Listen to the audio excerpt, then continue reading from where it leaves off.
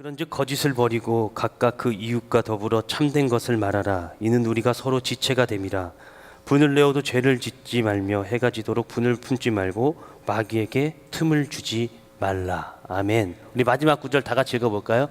암송할 수 있죠? 지어주세요. 네. 시작. 마귀에게 틈을 주지 말라. 아멘. 네. 오늘 제목은 바로 이 틈이라는 제목으로 좀 나누려고 합니다. 네. 연인이 많죠, 그죠? 벚꽃 구경들 다녀오셨습니까? 네. 못 가셨죠, 그죠? 네. 제가 추위가 빨리 오라 그랬어요. 다 헤어지라고. 네. 네. 빨리들 결혼하지 않을 것들은 빨리 다 헤어져서 정상적인 자리를 빨리 되찾기 바랍니다. 네. 제가 이 청소년 아이들에게 한참 빠져 있을 때였습니다. 지금도 뭐 빠져 있는데, 이 청소년 아이들에게 한참 빠져 있을 때, 이 아이들을 좀 배워야겠다라는 생각을 좀 했습니다. 그래서 청소년 아이들을 좀 배우기 위해서 제가 침례신학대학교를 MDB 과정을 마무리하고 바로 한남대학교라고 하는 청소년 지도학과에 이렇게 들어가게 되어졌습니다. 근데 또다시 대전이니까 저는 여러분 지방대 출신입니다. 지방대 출신. 네. 지방대학교예요. 인서울 못했어요. 또 한남대학교에 이렇게 가게 되어졌는데 그 학교 역시 대전에 있으니까 대전 지역까지 매일 이제 이렇게 가야 되는 거예요. 근데 그 당시에는 제가 평촌이라는 지역에서 이렇게 사역을 좀 하고 있었습니다. 거기까지 이렇게 매일 화요일, 수요일, 아니면 월요일, 수요일 이런 식으로 수업이 잡혀지면 한 주에 2번씩, 3번씩 내려가서 야간 이 수업을 이렇게 들었었습니다. 왜냐하면 주중에는 사역을 해야 됐기 때문입니다. 근데 그 학교에 이렇게 가는데 어느 날 제가 그 사역하고 있던 교회에는 1층에는 어린이집이 있었어요. 근데 어린 아이들이 제가 그때 전도사 때였는데 전사님 학교 가요? 그래서 전사님 학교 가요. 학교 다녀올게요. 그럼 아이들이 막 배웅을 이렇게 해주었었습니다. 제가 한 4, 5시쯤 나가니까 야간 보육을 받는 아이들은 어머니를 기다려야 되니까 막 저녁도 먹으니까 거기서 막 이렇게 분주하게 기다리고 있는 거예요. 근데 저를 이렇게 배웅을 해줘요. 근데 어느 하루는 저를 배웅해 주다가 한 아이가 제 바지에다가 음식물을 좀 쏟게 되어졌어요. 네. 제가 막 이 마음속 깊은 곳에서 이 분노가 막 표출을 막 했습니다. 난 학교 가야 되는데 제 바지에다가 이걸 쏟고 나니까 제가 어떻게 하겠어요. 거기서 제가 아이들한테 막 뭐라 할 수는 없어서 웃는 모습으로 괜찮아. 다음에 내가 어떻게 하든지 보여줄게. 이렇게 한마디 하고 화장실에 들어가서 이걸 막 털었어요. 막 털고 하고 이렇게 교회를 나서서 이제 평촌역이라는 지역으로 갔습니다. 한 5분 10분 정도 걸어야 되는 거리거든요. 막 걸어갔는데 여러분 그 지하철 타면 요즘에 이렇게 TV에 어디 역에 지하철 와 있고 이렇게 점점점 이렇게 앞으로 오는 거 있잖아요. 그죠? 내려갔는데 그 기차가 지하철이 출발한 거예요. 근데 저는 4호선이었거든요. 4호선이 2호선만큼 자주 있지 않아요. 4호선은 좀 이렇게 한 3, 4정거장씩 길게 이렇게 떨어져서 지하철이 오거든요. 이 지하철을 놓치니까 한 10분 정도 기다렸던 것 같아요. 지하철 한 대를. 그래서 그거를 타고 수원역까지 가서 수원역에서 KTX를 타고 대전역에 가면 대전역에 제 친구가 저를 픽업해서 한남대학교에 그러니까 야간 공부를 그렇게 다녔습니다. 그랬는데 그 지하철을 딱 놓치고 10분을 딱 놓치니까 그 KTX 타야 되는 그 수원역에 도착했는데 이게 아다리라고 하면 돼요. 이게 안 맞았어요. 아무튼 이게 시간차가 안 맞았어요. 안 맞아서 그 KTX 그 시간차를 놓친 거예요. 그래서 제가 급하게 취소를 하고 다음 차를 이렇게 잡았습니다. 또 수원역은 또 KTX가 서울역만큼 또 자주 있지 않아요. 또 놓쳤어요. 또 수업 시간에 늦게 되어졌습니다. 선생님께 좀 하고 친구한테도 좀 미안하고 그 친구는 저를 픽업해 가야 되기 때문에 덩달아 그 친구도 늦고 서로에게 좀 안 좋은 저기가 되어졌어요. 그러니까 여러분 제 마음속에 뭐가 떠올랐는지 알아요? 어린이집에 그 아이가 떠오르기 시작했어요. 걔가 요게 이것만 쏟지 않았으면, 내가 그 지하철 10분 그거 한 대만 놓치지 않았으면, 그럼 내가 딱 맞춰서 딱 해가지고 미안하지 않고 딱 이렇게 좀 왔을 텐데. 뭐부터 생각하냐면 그 아이를 생각하는 거예요. 그러니까 그 하루가 그 아이 생각만, 내가 거기서 왜 하필 그 아이를 배웅해가지고 그 아이를 왜 안아줘가지고 하필 먹는 아이 옆에서 있다가 그 바지에 쏟아가지고 내가 왜 그랬지 하루 종일 그 아이를 막 분노하면서, 그 한 가지의 사건 때문에요 뒷부분이 다 밀리니까 이 아이가 막 분노가 되는 거예요. 이 아이가 막 왜 그럴까, 다음날 가면 막 뭐라고 해줘야지, 막 별 생각을 막 다 하게 되어집니다. 여러분, 이런 일이 좀 여러분들에게도 좀 있지 않습니까? 1대 29대 300이라는 혹시 숫자를 여러분 알고 계십니까? 1 땡땡 29 땡땡 300. 이게 무슨 글자냐면 하인리히의 법칙이라는 거예요. 혹시 들어본 적 있으십니까? 하인리히의 법칙. 혹시 상담이나 이런 쪽에 공부하시는 분 안 들어보셨습니까? 네, 감사합니다. 안 들어봐 주셔가지고. 이거는요, 미국 보험회사 기술조사 부장으로 계셨던 이 하인리히라는 분이 하나의 사건을 놓고 7만 5천 가지의 사건을 놓고 이 사건이 일어나게 되어진 경로, 그리고 분위기, 환경을 살펴본 거예요. 근데 기가 막히게 한 가지의 대형 사건이 일어나기 전에 앞서서 중형 사건, 큰 사건 29가지의 사건이 일어났었다라는 거예요. 근데 이 29가지의 사건이 일어나기에 앞서 경미한 300건의 사건이 일어났다라는 것입니다. 그러니까 이 한 가지 사건이 일어난 이유는 29가지의 큰 사건과 300건의 경미한 사건이 일어났다라는 거예요.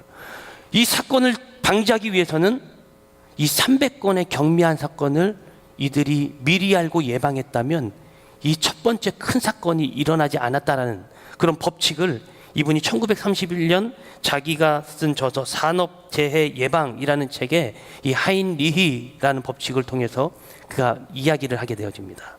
무슨 말이냐면 작은 사건, 아주 사소한 사건이지만 이것을 잘 예방함으로써 중간 사건과 큰 대형 사건을 막을 수 있다라는 결론을 내린 것이죠. 여러분, 바로 영적 전쟁에도요, 이렇게 사소한 사건들, 아주 작은 사건들을 막는 것이 굉장히 중요합니다. 우리 조직은, 우리 이 하늘비전 공동체 이 조직은, 청년부 조직 이 공동체는요, 하나의 조직, 예수 그리스도의 이름을 높이는데 하나가 되고 그분을 높이는데 온 마음을 쏟는 공동체인 줄로 믿습니다. 믿으시죠? 우리는 그분을 위해서 있는 거예요. 제가 저번 주 셀리더 학교 할 때 우리 셀리더들에게 그런 이야기를 했습니다. 우리들이 여기서 이렇게 예배 드리고 있는 것 자체가 이미도 전도고 선교다.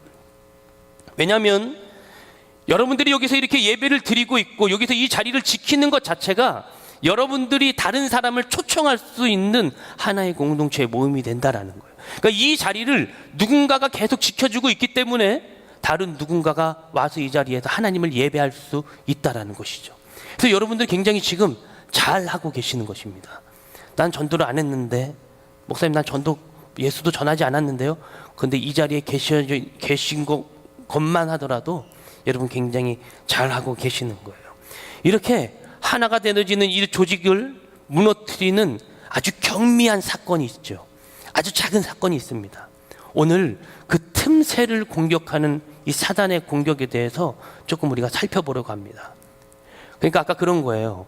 제가 이 바지에 쏟지 않기 위해서는 그 아이를 피했어야 됐어요. 그죠? 하나의 사건을 얻어맞고 나면 괜히 별거 아닌데 그 작은 그것만 잘했으면, 그때 그것만 붙잡았으면, 이거 후회해봤자 벌써 놓쳤다라는 것입니다. 오늘 본문으로 좀 돌아가면 25절에 이렇게 얘기합니다. 그런즉 거짓을 버리고 각각 그 이웃과 더불어 참된 것을 말하라.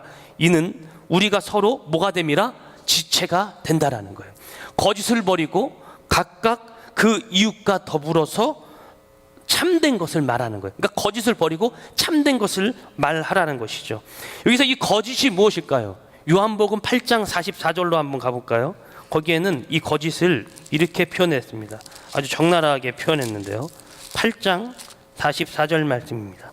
너희는 너희 아비 마귀에게서 났나니 너희 아비의 욕심대로 너희도 행하고자 하느니라. 이는 처음부터 뭐 하는 자요? 살인한 자요. 진리가 그 속에 있다 없다? 없다. 진리에 서지 못하고 거짓을 말할 때 누구의 것으로 말한다고? 나의 것, 제 것으로, 진리로 말하나니 이는 그가 거짓말쟁이요 거짓의 아비가 되었습니다. 즉 거짓을 말하는 자는 사단이고, 이 마귀가 우리들에게 늘 거짓을 던지는데, 이 거짓에서 빠져나오지 못하는, 이 거짓을 잊어버릴 수 없는 진짜 이유가 어디에 있냐면 이것이 재밌다라는 거예요. 그리고 이것이 꼭 진리처럼 들린다라는 것입니다. 여러분들의 삶 가운데 작은 사소한 거짓말이라도 하십니까? 저는 저희 집사람에게 좀 많이 하는 편입니다. 저는 저희 집사람에게 좀 많이 하는 편이에요. 네. 저는 저희 집사람이 좀 많이 하다가 가끔씩 거의 99.9% 거의 다 걸린 상황인 것 같아요. 네.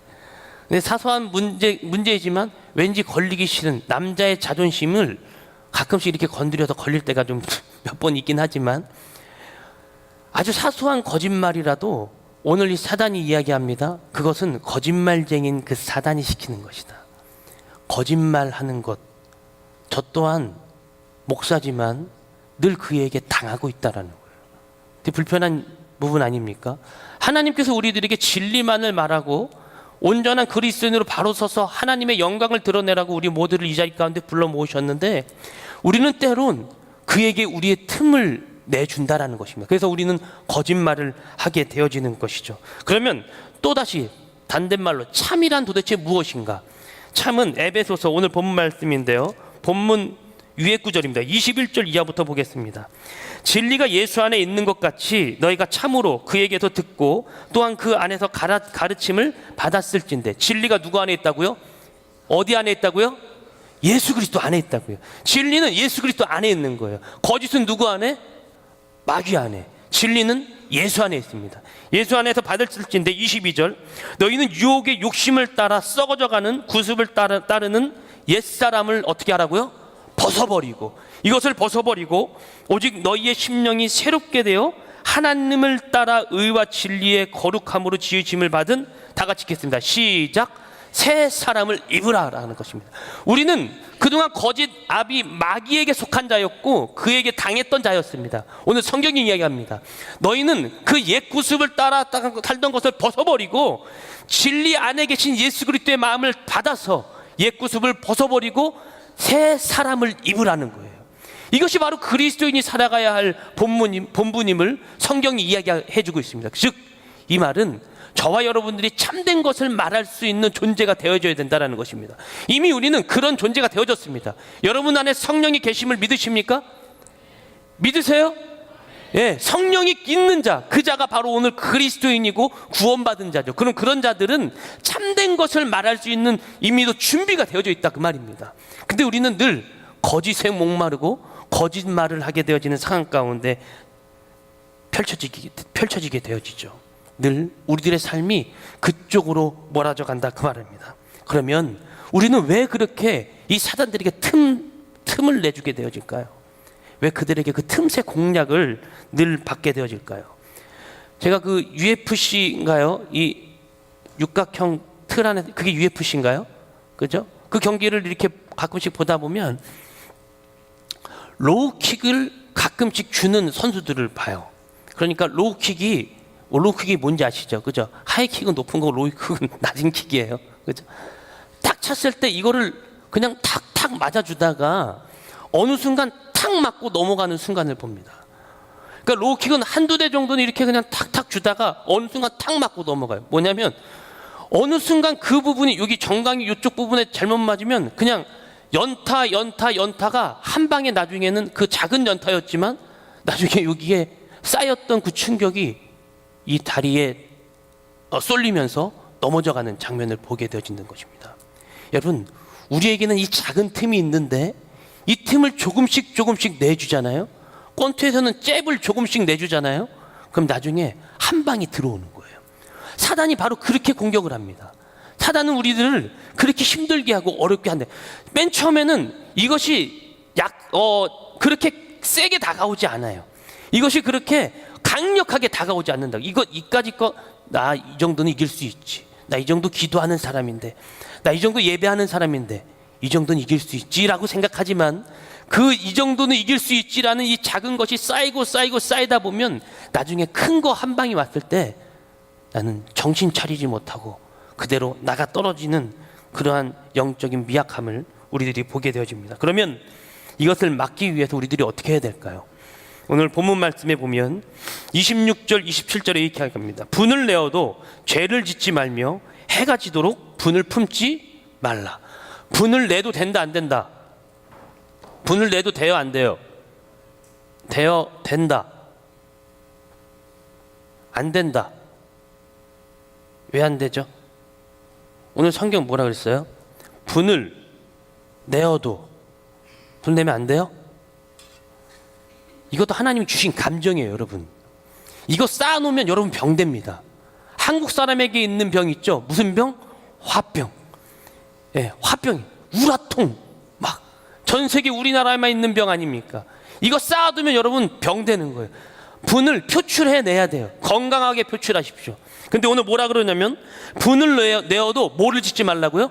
죄를 짓지 말라라는 거예요. 그리고 그 분을 뭐가 지도록? 해가 지도록 품고 있지 말라는. 이거는요 자기 자신에게 굉장히 마이너스가 되는 부분입니다.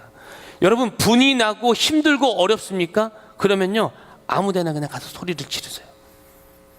아무도 없는데 그냥 가가지고 탄천 중앙에 가서 욕을 그냥 강아지부터 18가지 10단 콤보로 쫙 하세요. 그냥 막 이렇게 그냥 왜 나만 갖고 그래? 그냥 소리를 지르세요 가서. 예. 그렇게 해서 여러분 풀으셔야 됩니다. 그런데 중요한 게 있습니다. 해가 지도록 그 분을 품지 말라는 거예요. 이것도 계속해서 품고 계속해서 이걸 갖고 있잖아요. 그 분이 뭐가 되는지 아세요 여러분? 한이 되어져요. 한이 되어지면 다른 사람을 꺾어버리고 싶습니다. 다른 사람을 짓누르고 싶습니다. 더 나아가잖아요. 그것이 살인을 방불케 합니다. 살인을 저지르게 되어져요. 여러분 나라에 분이 있습니까? 죄 짓지 말고 분을 푸십시오. 기도하십시오. 주님, 제가 죄 짓지 않고 이 분을 풀 수 있도록 나에게 환경을 주십시오. 그리고 27절 오늘 이 부분입니다. 다 같이 읽겠습니다. 시작. 마귀에게 틈을 주지 말라는. 여러분 틈을 주지 말라라는 거예요. 어떻게 틈? 이 틈이 뭘까요? 헬라어로 보니까요. 이 틈을 토포스, 지점, 장소, 지점, 어떠한 곳이라고 얘기하고 있습니다.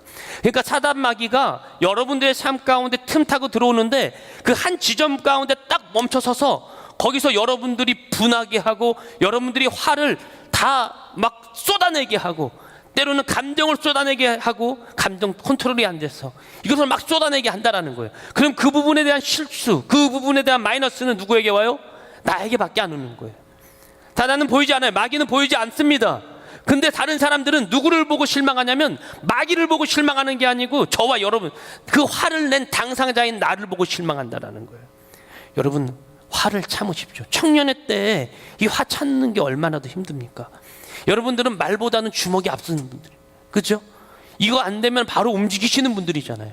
힘든 거 압니다. 근데 우리들에게 주님께서 늘 말씀하시고 명령하시는 것은 뭐냐면 화나도 참아. 어르신들이 옛날에 그랬죠. 참는 게 이기는 거다. 그게 반은 맞지만 반은 틀립니다. 참으십시오. 그지만 분은 저쪽에서 어떻게 화를 이거를 풀어내십시오. 안 그러면 여러분 한이 돼서 병들어 죽습니다. 그러면 우리의 틈새는 도대체 어디일까요? 28절 말씀입니다. 세 가지 부분에서 이 본문이 얘기하고 있는데요. 시작. 도둑질하는 자는 다시 도둑질하지 말고 돌이켜 가난한 자에게 구제할 수 있도록 자기 손 수고하여 선한 일을 행하라. 아멘. 첫 번째는 여러분들의 틈, 행동적 부분에 틈이 있다라는 거예요. 오늘 이 행동에 대한 이 부분에 있어서 성경은 가장 중요하게 우리들에게 던져주는 것이 있습니다. 뭐냐면 다시 도둑질하지 말고 돌이키라는 거예요. 돌이켜서 가난한 자에게 구제할 수 있도록 자기 손으로 수고하여 선한 일을 행하라는 거예요. 그래서 돌이키다라는 말은 뭐냐면 바로 회개하다라는 뜻입니다. 이 회개라는 말이 니우칠 회자에 고칠 개자를 썼습니다. 근데 이 니우칠 회는 마음심 변에 매양 매자라는 말을 썼는데 무슨 말이냐면 마음이 이 마음 심장, 그러니까 내 마음이 어디 항상 메어져 있는 거예요. 어디에 항상 이 마음이 불편하고 힘드니까 그 장면을 보고 에이 이렇게 살면 안 되지, 그리고 돌이키는 것, 이게 바로 회개라고 한문은 뜻을 하고 있습니다. 그러니까 내 마음이 항상 거기에 걸려 있는 거예요. 그리고 내 삶을 반대로 다시 돌이키는 겁니다. 이게 바로 회개예요. 오늘 성경은 이야기합니다. 여러분들의 행동 가운데 돌이키라는 거예요. 회개하라는 거예요. 회개의 역사가 일어나는 자가 바로 승리하는 자가 되는 줄로 믿습니다. 이 틈새 부분을 막는 겁니다. 틈새 부분을 회개로 막으십시오. 회개하지 못하여 멸망한 자가 있습니다. 바로 가롯 유다였습니다. 근데 회개하여 승리한 자가 있었습니다. 바로 베드로였습니다. 이 두 사람은 굉장히 많이 다른 부분이 있는데요, 가룟 유다는 회개가 아니라 후회를 했던 자였습니다. 한번 말씀을 찾아볼까요? 마태복음 27장입니다. 마태복음 27장 3절에서 5절 말씀입니다. 27장 3절에서 5절.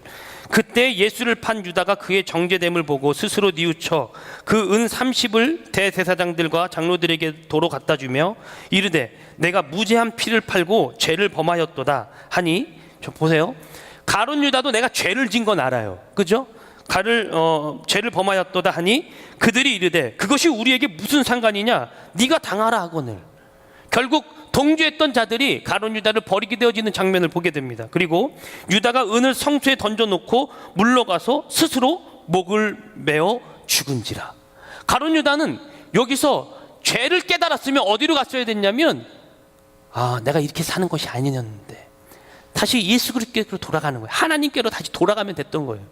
근데 그가 후회를 하기 시작하니까요, 그 후회에 짓눌려서 이는 자살하게 되어집니다. 근데 반대로 베드로입니다. 베드로는 어떻게 했냐면 마태복음 26장입니다. 아까 27장 찾았으면 바로 그 윗부분인데요, 26장 69절 이하에 보면 베드로가 바깥들에 앉았더니 한 여종이 나와 이르되 너도 갈릴리 사람 예수와 함께 있었도다 하거늘 베드로가 모든 사람 앞에서 부인하여 이르되 나는 네가 무슨 말을 하는지 알지 못하겠노라 하며 앞문까지 나아가니 다른 여종이 그를 보고 거기 있는 사람들에게 말하되 이 사람은 나사렛 예수와 함께 있었도다 하며 베드로가 맹세하고 또 부인하여 이르되 나는 그 사람을 알지 못하노라 하더라. 조금 후에 곁에 섰던 사람들이 나와 베드로에게 이르되 너도 진실로 그 도당이라 내 말소리가 너를 표명한다 하거늘 그가 저주하며 맹세하여 이르되 나는 그 사람을 알지 못하노라 하니 곧 닭이 울더라. 그러니까 예수님께서 십자가 처형에 당하시는 그 채찍에 맞는 그 장면을 보고 이 베드로가 배신하는 장면이거든요. 마지막 75절 다 같이 읽겠습니다. 시작.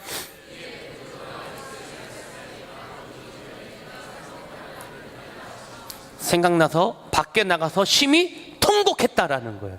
생각이 났죠. 깨달았죠. 그럼 나가서 통곡하는 거예요. 베드로는 울었습니다. 그래서 하나님 앞에, 예수님 앞에 돌아올 수 있었죠. 예수님께서 나중에 다시 베드로에게 찾아와서 네가 나를 사랑하느냐, 네가 정말 나를 사랑하느냐, 너 정말 나 사랑하니? 라고 3번 물으십니다. 3번 부인했던 것을 3번 다시 물으시는 거예요. 그러니까 베드로의 마음이 또 다시 한번 치유가 되어지는 역사가 일어나죠. 바로 베드로는 회개했지만 이 가룟 유다는 후회했기 때문에 그의 두 사람의 동일하게 예수 그리스도로 떠났지만 완전히 판도가 달라진 삶을 살아갔음을 보게 되어집니다. 바로 이 행동하는 것, 회개하는 것, 여러분들을 살리는 그 첫걸음이 될 줄로 믿습니다. 29절 말씀입니다. 다 같이 읽겠습니다. 시작. 무릇 더러운 말은 너희 입 밖에도. 네, 에베소서 4장 29절 말씀. 감사합니다. 우리 방송실 박수 한번 보내주시죠. 저분들이 대단하신 분들은. 네. 29절 말씀 다 같이 읽겠습니다. 박수를 보내주니까 안 되네요. 네. 제가 읽겠습니다. 무릇 더러운 말은 너희 입 밖에도 내지 말고 오직 덕을 세우는 데 소용되는 대로 선한 말을 하여 듣는 자들에게 뭐를 끼치라고요? 은혜를 끼치라는 거예요. 29절 말씀, 이 말은 바로 말입니다. 마음, 말. 여러분 말 실수 많이 하죠. 그죠? 말 때문에 우리 관계 많이 틀어지죠. 바로 이 말이 우리 청년들의 삶 가운데 사실 가장 중요한 것이 아닌가 좀 생각합니다. 잠언서 말씀을 잠깐 볼까요? 26장 말씀입니다. 잠언서 26장 말씀 22절부터 28절까지 보도록 하겠습니다. 남의 말하기를 좋아하는 자의 말은 별식과 같아서 뱃속 깊은 데로 내려가느니라. 온유한 입술의 악한 마음은 낮은 은을 입힌 톡이니라. 원수는 입술로는 꾸미고 속으로는 속임을 품나니 그 말이 좋을지라도 믿지 말 것은 그 마음에 7가지 가증한 것이 있음이니라. 속임으로 그 미움을 감출지라도 그의 악이 회중 앞에 드러나리라. 함정을 파는 자는 그것에 빠질 것이요 돌을 굴리는 자는 도리어 그것에 치이리라. 거짓말하는 자는 자기가 해한 자를 미워하고 아첨하는 입은 패망을 일으키느니라. 즉 말하고 말에 거짓을 토하고 남을 해코지 하고 싶은 사람, 즉 남을 넘어뜨리려고 하는 자는 결국 그것이 자기에게 돌아온다라는 거예요. 왜 이 말이 자기에게 돌아올까요? 왜냐하면 말은 말 한 대로 이루어지기 때문입니다. 그래서 여러분, 입술에 권세가 있다는 걸 여러분 조심하셔야 돼요. 욕하시죠? 많이 하시죠, 그렇죠? 교회 안에서는 욕 안 하잖아요, 그렇죠? 근데 교회 밖에 나가면 막 욕하잖아요, 그렇죠? 막 실실 웃고 막 너야 막 이러는 친구들도 있는데 네, 저이기도 합니다. 우리는 욕을 좀 덜 해야 됩니다. 청년의 때에는 바로 이 말에 굉장히 약합니다. 이 말이라는 것은 결국 내 자신의 이 마음을 잡고 얘기해야 되는데 이 마음을 잡지 못하면 이 말도 잡을 수 없습니다. 성경은 그 마음에 대해서 또 한 군데 찾아볼까요? 마가복음입니다. 오늘 좀 많이 찾죠? 네, 오늘 좀 많이 찾겠습니다. 마가복음 7장 20절부터 23절까지입니다.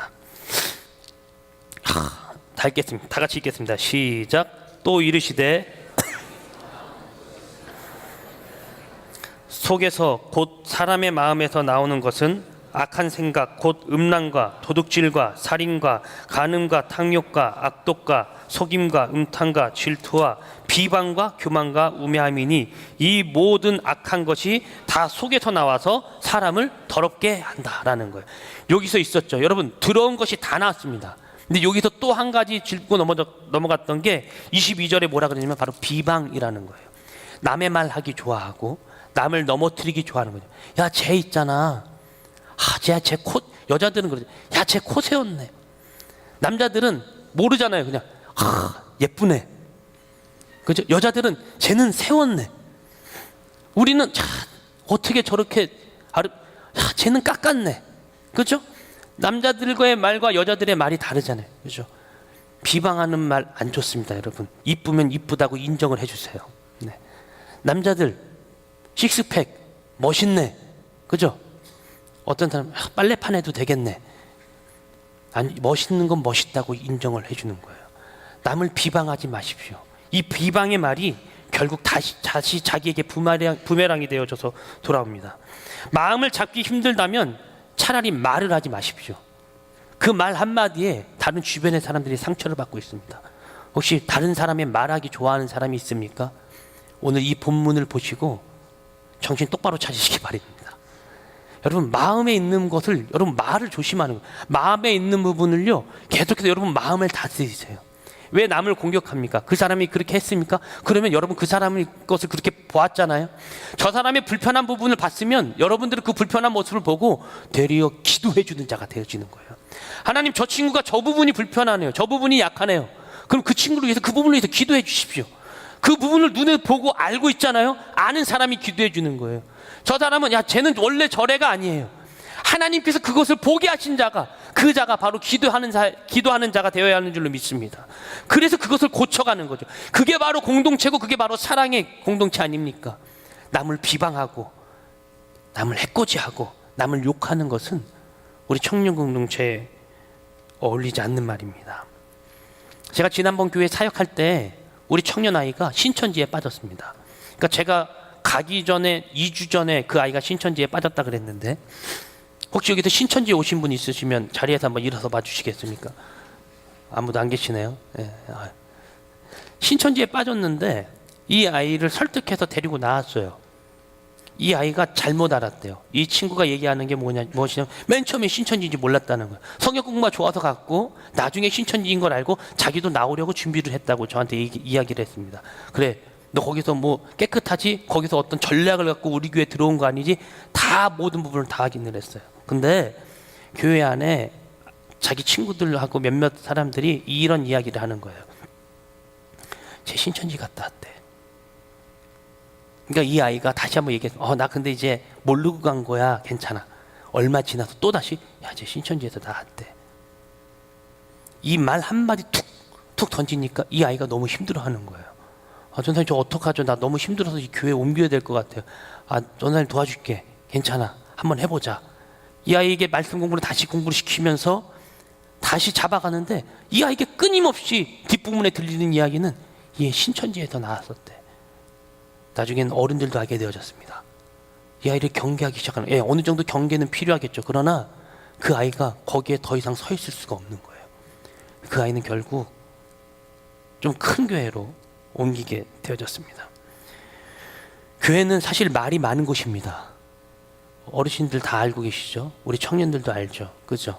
교회는 참 말이 많은 곳이에요. 왜 그렇게 말이 많을까요? 왜 그렇게 상처를 줄까요?